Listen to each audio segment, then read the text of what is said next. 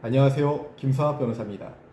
저는 대한변호사협회 공식인증 제주형사전문변호사이자 제주지방법원 재판부별 국선변호사, 제주지방법원 논스톱 국선변호사를 역임하면서 수많은 형사사건의 변론을 성공적으로 수행해왔으며 현재 다수의 형사사건의 변론을 수행하고 있습니다. 강제추행 혐의는 다른 형사사건에 비해 피의자에게 매우 불리하게 작용하는 범죄 중 하나입니다. 피해자의 진술이 핵심 증거가 되는 경우가 많고 물적 증거가 부족한 상황에서도 수사가 진행되기 때문에 억울하게 혐의를 받는 분들도 적지 않습니다. 실제 무죄를 주장할 수 있음에도 제대로 대응하지 못해 처벌로 이어지는 사례를 제주에서도 자주 접하게 됩니다.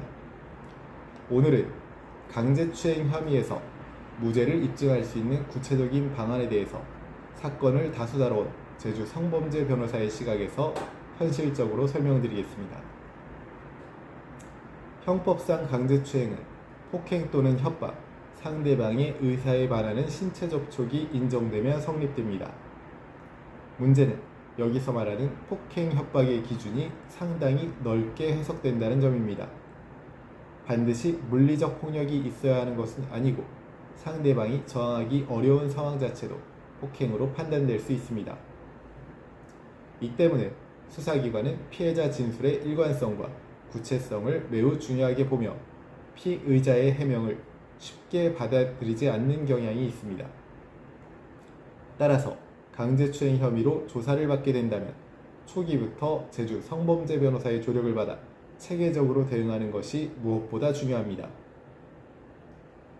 강제추행 사건에서 무죄를 입증하기 위해 가장 중요한 전략은 피해자 진술의 신빙성을 합리적으로 다투는 것입니다. 단순히 하지 않았다고 부인하는 것은 거의 도움이 되지 않습니다. 그리고 진술의 일관성 여부가 중요합니다. 신고 시점의 진술, 경찰 조사의 진술, 검찰 조사 및 법정 진술에서의 일관성이 중요한 것입니다. 이 과정에서 내용이 달라지거나 과장, 축소된 부분이 있다면 진술 신빙성에 의문을 제기할 수 있습니다. 이러한 분석은 전문적인 법률 지식 없이는 쉽지 않기 때문에 제주 성범죄 변호사의 역할이 매우 중요합니다.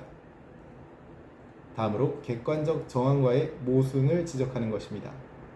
CCTV 동선, 통화 기록, 메시지 내용, 주변 목격자의 진술 등 객관적 자료와 피해자 진술이 어긋나는 경우 이는 무죄 입증의 중요한 단서가 됩니다. 강제추행 혐의에서 무죄가 인정되는 대표적인 경우는 다음과 같습니다.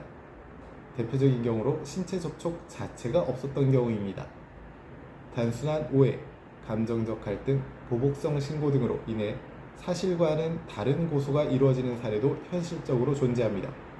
이 경우 당시 상황을 입증할 수 있는 자료 확보가 핵심입니다. 다음으로 접촉은 있었으나 강제성이 없는 경우도 있습니다. 업무상 접촉, 혼잡한 장소에서의 불가피한 접촉, 상호 동의 하에 접촉 등은 강제추행에 해당하지 않을 수 있습니다.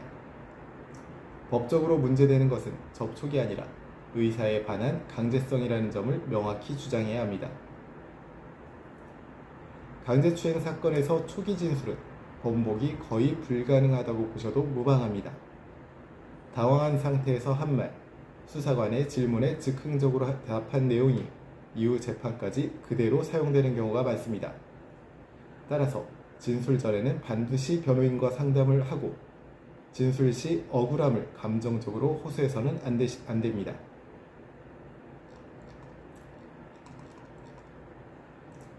강제추행 혐의는 말로만 설명하면 되겠지라는 생각으로 대응할 수 있는 사건이 아닙니다. 무죄 입증은 전략이고 준비이며 타이밍입니다.